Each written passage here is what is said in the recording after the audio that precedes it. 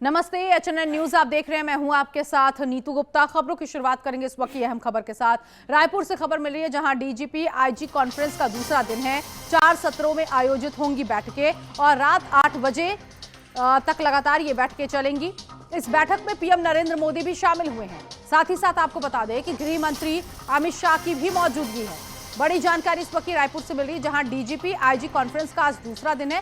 कल पहला दिन था, इसमें भी लगातार कई अलग अलग स्टेट्स के ऑफिसर्स, पुलिस ऑफिसर्स मौजूद थे। उनके साथ सुरक्षा को लेकर बैठक हुई, बातचीत हुई। आज रात 8 बजे तक लगातार ये बैठकें होंगी और इस बैठक में पीएम मोदी भी शामिल होंगे। गृह मंत्री अमित शाह भी इस बैठक में मौजूद रहेंगे।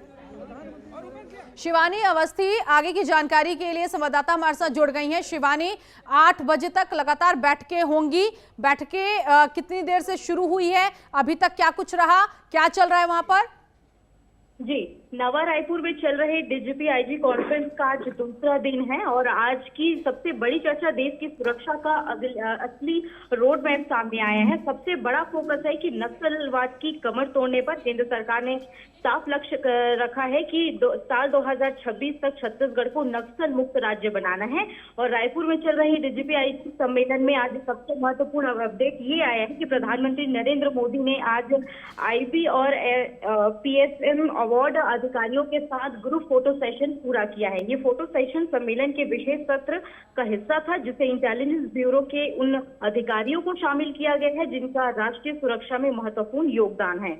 और शाम 5 बजे दिल्ली से स्पेशल प्रोजेक्टर प्रधानमंत्री और केंद्रीय गृह मंत्री के समक्ष में विस्तृत प्रोजेक्टर देंगे और इस प्रोजेक्टर में राष्ट्रीय सुरक्षा के बड़े मुद्दे होंगे, आने वाले वर्षों का मास्टर प्लान होगा और पुलिसिंग इंटेलिजेंस से जुड़े सुधार पेश किए जाएंगे। ऐसे में शिवानी, वर्चुअली पीएम नरेंद्र मोदी इस बैठक में शामिल होंगे? जी, ईडी जो है प्रवर्तन निदेशालय के डायरेक्टर आईआरएस राहुल नवीन प्रधानमंत्री और गृह मंत्री के सामने अलग से प्रोडक्शन जो है वो दिखाएंगे। ईडी के अब तक की प्रमुख उपलब्धियां क्या थी और आर्थिक अपराधों पर कार्यवाही की रणनीति और इंटेलिजेंस जो ब्यूरो है उनका भी रोड मैप तैयार किया जाएगा। शिवानी, कल जो बैठक हुई थी, पहला दिन था जिसमें आईजी, डीआईजी, तमाम बड़े ऑफिसर्स थे। इस बैठक से कोई बात निकलकर सामने आई है कि किस तरह से आगे काम होना है छत्तीसगढ़ में?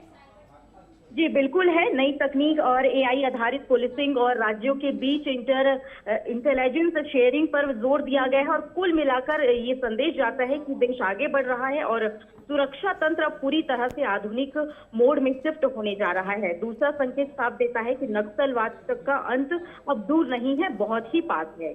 ठीक है, बहुत शुक्रिया इस जानकारी के लिए। तो छत्तीसगढ़ में 2 दिन की ये बैठक और यहाँ कानून व्यवस्था के साथ साथ छत्तीसगढ़ की सुरक्षा का जिम्मा उठाते हुए डीआईजी, आईजी ऑफिसर सभी इस बैठक में मौजूद हैं।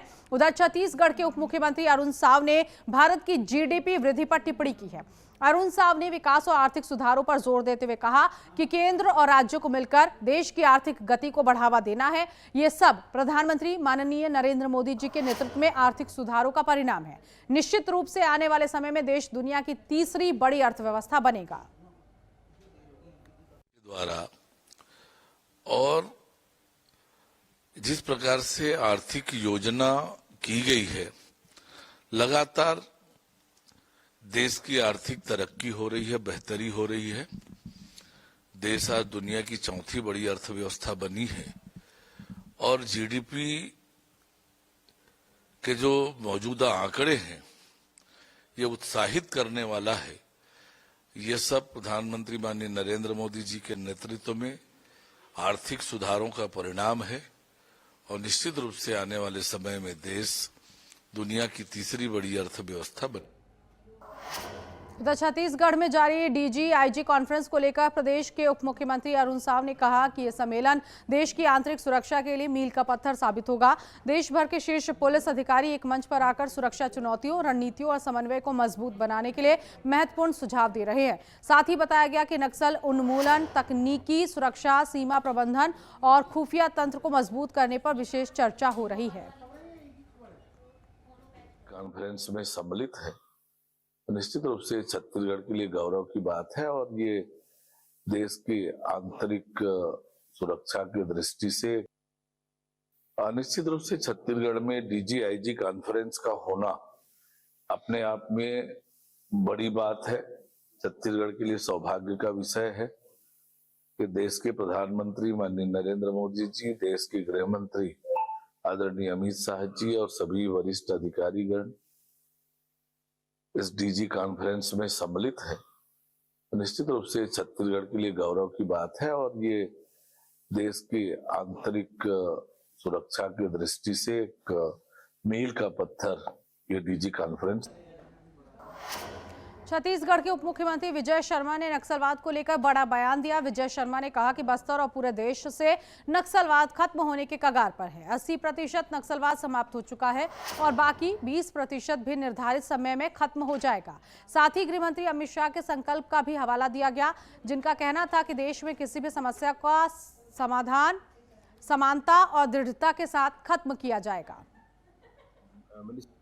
मैंने सुना है कि जब उन्होंने गृह मंत्री के नाते विभाग संभाला था तो गृह मंत्रालय में जाते ही पहली बार उन्होंने कहा था कि जैसे पूर्वोत्तर के लिए अलग सेल बनकर रखा हुआ है, जम्मू कश्मीर के लिए अलग सेल बनकर रखा हुआ है और नक्सलिज्म के लिए अलग सेल बनकर रखा हुआ है, ऐसे 3 सेल केंद्र में मिनिस्ट्री ऑफ होम अफेयर्स पे चला करते थे। उन्होंने कहा कि ये तीनों सेल समाप्त होने चाहिए और देश के हर एक कोने को बिल्कुल समानता के साथ आगे बढ़ना चाहिए।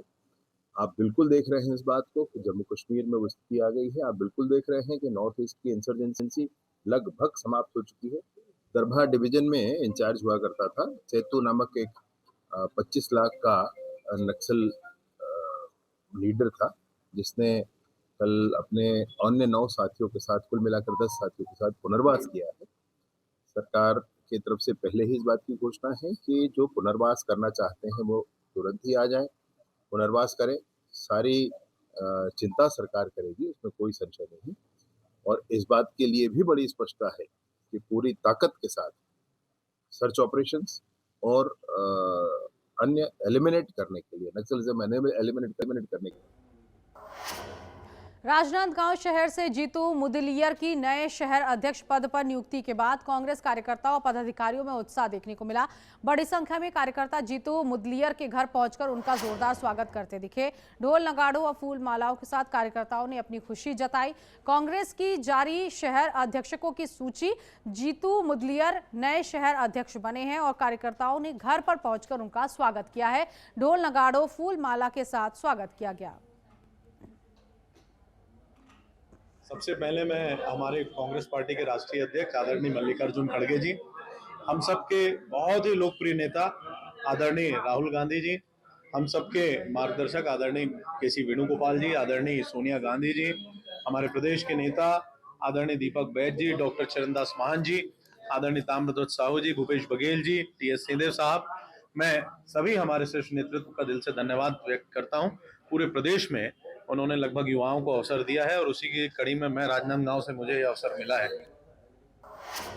छत्तीसगढ़ कांग्रेस ने बड़ा संगठनात्मक फेरबदल करते हुए 41 नए जिला अध्यक्षों की सूची जारी की है।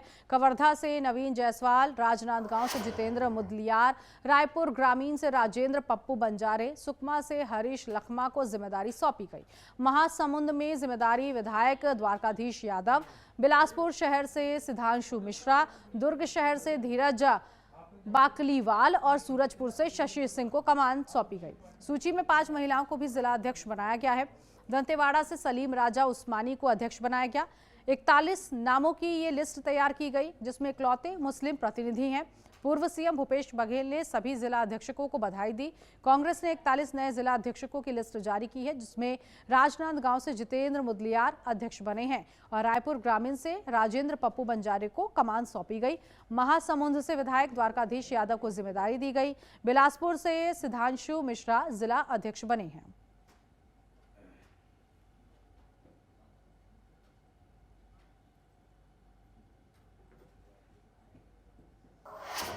और इस लिस्ट में जीपीएम जिले में एक बड़ा बदलाव किया गया है, जहां गजमती भानु को नया कांग्रेस जिला अध्यक्ष नियुक्त किया गया। खास बात यह है कि पहली बार जिले में कांग्रेस की कमान किसी महिला के हाथों में सौंपी गई।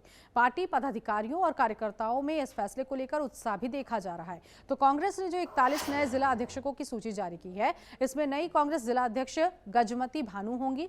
पहली बार महिला के हाथों में ये कमान दी गई है। उनके कंधों पर ये बड़ी जिम्मेदारी कि वो महिला अध्यक्ष के तौर पर अब काम करते हुए दिखाई देंगी। तो 41 नए जिला अध्यक्षों की सूची में गजमती भानु को भी जगह दी गई है कांग्रेस की तरफ से।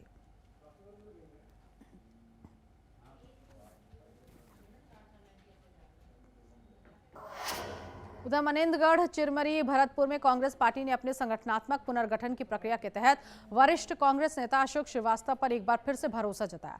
पार्टी आलाकमान ने उन्हें एमसीबी जिला अध्यक्ष के रूप में फिर से नियुक्त किया है। माना जा रहा है कि यह फैसला श्रीवास्तव के लंबे अनुभव, संगठन में पकड़ और स्थानीय स्तर पर उनकी मजबूती उपस्थिति को देखते हुए लिया गया।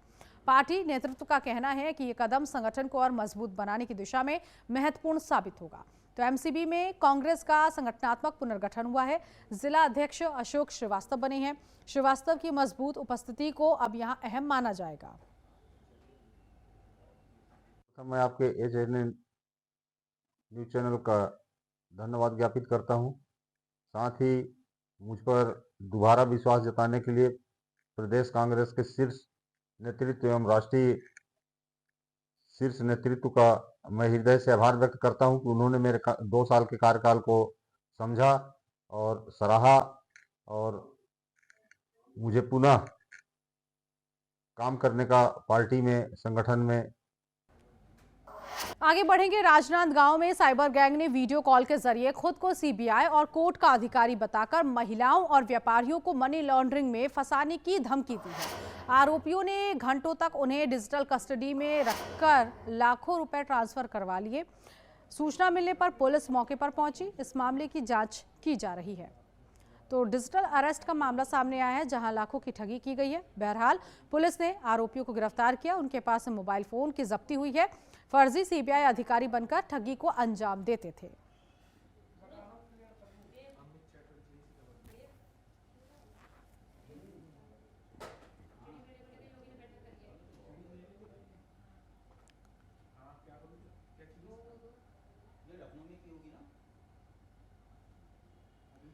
अमित चैटर्जी इस वक्त फोन लाइन पर संवाददाता हमारे साथ जुड़ गए हैं। अमित, किस तरह से भंडाफोड़ हुआ इन फर्जी सीबीआई अधिकारियों का? जी जी जी जी ये सीआई बन के फोन किए थे कि आपके आधार का मनी लॉन्ड्रिंग में फर्जी वाले से पैसा वो हुआ है, पास हुआ है, मतलब मनी लॉन्ड्रिंग आपका उपयोग हुआ है। तो उनको नकली जज और नकली कटघरा लोग दिखा के उनको ये बोले कि जज साहब बैठे हैं, आपका आधार में मनी लॉन्ड्रिंग में लगा हुआ है पैसा, तो इसमें आपकी जांच होगी, आप पैसा भेजिए, अगर आपका सही पाया गया तो आपको पैसा वापस किया जाएगा। इनको ऐसा बोल के उनके खाते से 80 लाख रुपए ट्रांसफर किए, 40 2 बार में। अब वो फंस गई। बाद में पता चला वो गलत है। नकली जज और नकली वकील है, वो तत्काल अपनी शिकायत कोतवाली थाने में दर्ज की। फिर पुलिस ने कार्रवाई की और पुलिस ने तय तक जाकर उस व्यक्ति को गिरफ्तार किया जो नकली जज और नकली वकील बनके इनके ऊपर फ्रॉड किए थे। जी मैडम। ऐसे में ये मामला काफी लंबे समय से भी चल रहा होगा। पुलिस की पूछताछ में कुछ खुलासा हो पाया है कि इससे पहले भी किसी को इसी तरह से शिकार उन्होंने बनाया? जी जी, एक और शिकार बना है। एक व्यापारी से लूट किए, वहां भी एक नकली पुलिस बनके और ये बोले आपका शेयर मार्केट, आपका अच्छा पैसा होगा। एक जन बोले कि आपका शेयर मार्केट में पैसा अच्छा है, डबल मिलेगा।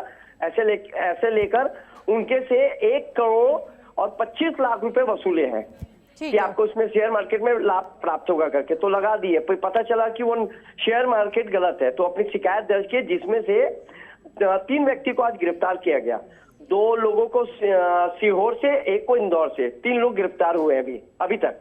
ठीक है, बहुत शुक्रिया अमित इस जानकारी के लिए। उधर जशपुर में वरिष्ठ पुलिस अधीक्षक शशि मोहन सिंह के नेतृत्व में नशे के खिलाफ चल रहे ऑपरेशन आघात के तहत पुलिस को एक बड़ी सफलता मिली है। मुखबिर से सूचना मिलने पर पुलिस ने नाकेबंदी करते हुए 2 ट्रकों में भारी मात्रा में अवैध गुटखा बरामद किया है। पुलिस से गिरफ्तार कर मामले की जांच शुरू कर दी है। तो जशपुर पुलिस ने ये ऑपरेशन चलाया, ऑपरेशन आघात नाम दिया है। 2 ट्रकों से भारी मात्रा में अवैध गुटखा बरामद हुआ और ट्रकों में 100 बोरी गुटखा मिला है। एसएसपी शशि मोहन सिंह के निर्देश पर यह कार्रवाई हुई है और जशपुर पुलिस की तरफ से 2 ट्रकों को पकड़ा गया, कार्रवाई की गई। मामला थाना लोदाम क्षेत्र अंतर्गत बताया जा रहा है। आघात के तहत नशे के खिलाफ जो जशपुर पुलिस का अभियान चल रहा था, उसी में पुलिस को सूचना मिली थी कि 2 ट्रक में गुटखा का अवैध परिवहन किया जा रहा है। लोदाम पुलिस के द्वारा इसे रोका गया है। इसमें दोनों ट्रक में 100 बोरी गुटखा था। इसके पेपर को जब चेक किया गया था तो जो ट्रक का नंबर था और बिल्टी का नंबर था, इस दोनों में अंतर पाया गया है। प्रारंभिक तौर पे ऐसा लग रहा है कि ये अवैध तरीके से परिवहन किया जा रहा है। पुलिस 106 BNSS के तहत इसको जब्त कर ली है। अग्रिम वैधानिक उधर मंगोली पुलिस का नशा तस्करों के खिलाफ ऑपरेशन बाज जारी है। इस अभियान के तहत नशा तस्करों पर लगातार कार्रवाई हो रही है। पुलिस ने मुखबिर से मिली सूचना पर कार्रवाई करते हुए 2 शराब तस्करों को गिरफ्तार किया है। पुलिस ने गिरफ्तार तस्करों के पास से बड़ी मात्रा में देसी शराब जब्त की है। 40-800 के 40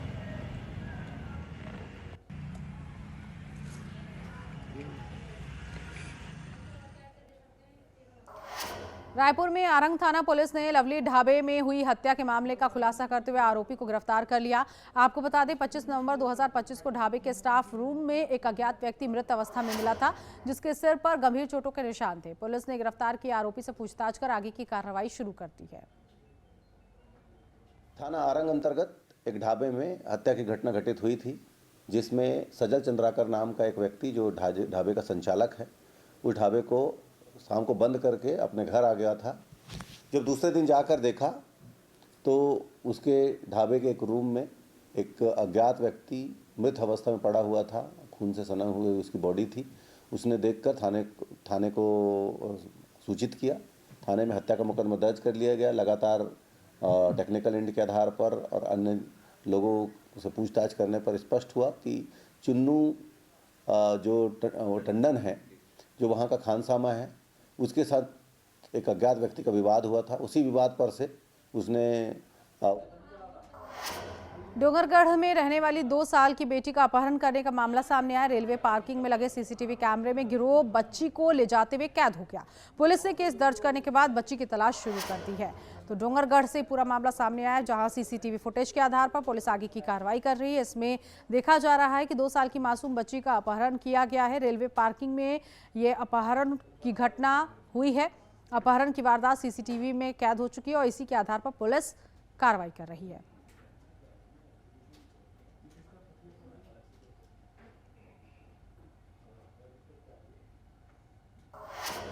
रायपुर के सिलतरा औद्योगिक इलाके में वर्मा मोबाइल दुकान से 10 से 12 लाख रुपए कीमत के मोबाइल चोरी हुए हैं। चोर दुकान की दीवार तोड़कर मोबाइल लेकर फरार हो गए। घटना का सीसीटीवी फुटेज सामने आया है। पुलिस, एफएसएल और क्राइम ब्रांच की टीमों ने मौके पर पहुंचकर मामले की जांच शुरू कर दी है।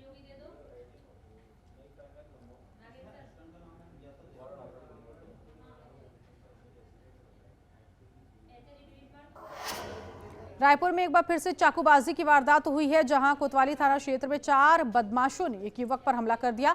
बताया जा रहा है कि लड़की से छेड़खानी करने पर मना करने पर बदमाशों ने उसके भाई रौनक पर चाकू से हमला किया। युवक के शरीर पर कई जगह घाव के निशान पाए गए। पुलिस के मुताबिक आरोपियों में हर्ष सोनी, नवीन सोनी, रैम्बो सेंदरे और ईशान दीप शामिल हैं। पुलिस ने मामला दर्ज कर जांच शुरू कर दी है और जल्द ही आरोपियों को पकड़ने के लिए कार्रवाई तेज कर दी गई है। चाकूबाजी की घटना हुई है और रायपुर से पूरा मामला सामने है, जहां 4 बदमाशों को गिरफ्तार किया गया है। छेड़खानी रोकने पर भाई रौनक तांडी पर चाकू से हमला किया गया। आरोपियों की तलाश अब पुलिस कर रही है। तो रायपुर में एक बार फिर से चाकू से हमला किया गया। एक शख्स पर धारदार हमला कर बदमाश फरार हो गए। 4 बदमाश बताए जा रहे हैं। लड़की से छेड़खानी कर रहे थे। भाई ने विरोध किया था और विरोध करने पर ही उस पर चाकू से हमला करके फरार हो गए। उसे लहूलुहान कर दिया गया। पुलिस मामले की जांच कर रही है। इसी के साथ इस बुलेटिन में अभी के लिए बस इतना ही। नमस्कार।